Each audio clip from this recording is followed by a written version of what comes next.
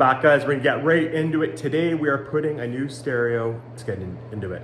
All right, this beautiful rig is the one we're gonna be putting a deck in today. All right, and this is, sorry about the dinging, this is the reason that we're putting it in today is we have no volume.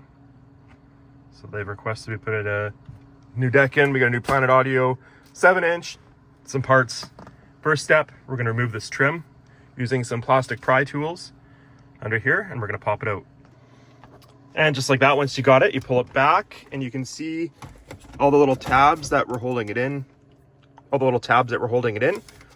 And now you just want to disconnect these connectors by pushing on the tabs underneath. There, and with it out, you can see these a little better. So you just put pressure right there on all three of them and it pops right out. These are the tabs I was talking about right there, and those go right there and there. So just a little bit of prying, plastic tool, it'll pop right out. Next, we're going to take out these Phillips screws, all 4 of them, and remove the deck. There, and with it out, you can see now we've got our antenna we're just going to unplug. Same deal, just push the tab, pull it out to the side. And these, see here, you just push this, pull it out, and push this, pull it out. And just like that, the broken one is out. Put it over there. Now, step 1 in the process is let's make sure we actually have the right wiring harness. So you can't see in here, so we're going to open it, which I usually hate doing. We're going to make sure it actually connects to the 2 plugins we need, and if there is an antenna adapter.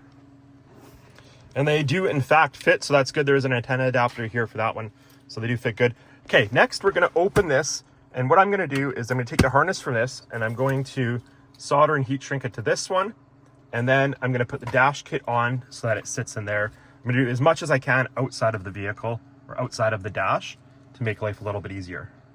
Okay, so what we have here, these are for the new deck. So you can see actually Planet Audio has done a nice job and labeled everything. Usually the manufacturers don't do that, so that's actually really nice.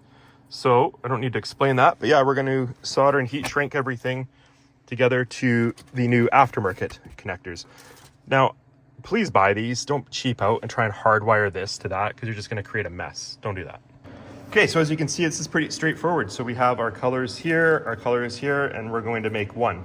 We're going to solder and heat shrink these all together, and I'll show you when I'm done.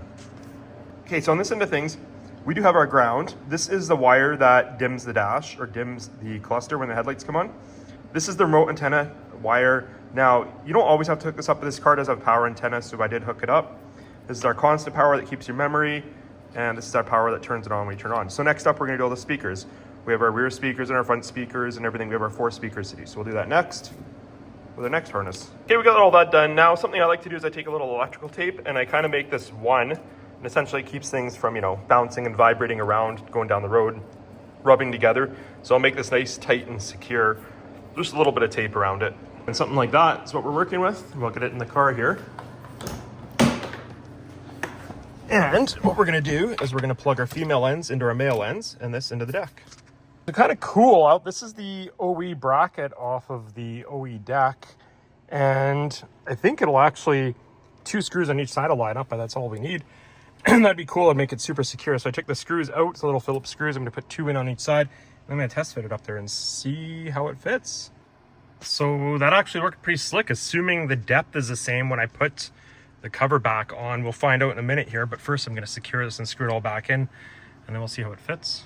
Okay, so far so good. We got our beauty plate, trim plate that'll go on here, but we're gonna test the depth of that to make sure it actually fits on here okay with the OE bracket in place. If not, we have the aftermarket bracket, but I'm hoping to utilize this one here and see how it does. Just like that, it's all done. Now, a couple pointers. I would recommend going to the dealer and getting the metal tabs that go all the way around here, because I had to go get them afterward. So I would get those because they're not really reusable. I would also recommend, make sure you get the antenna adapter because the one that comes in the kit isn't right. And what was the last thing I was going to mention? I think that was it. Thought there was one more thing, but those are the main keys right there. Otherwise, looks good, works good, easy to do.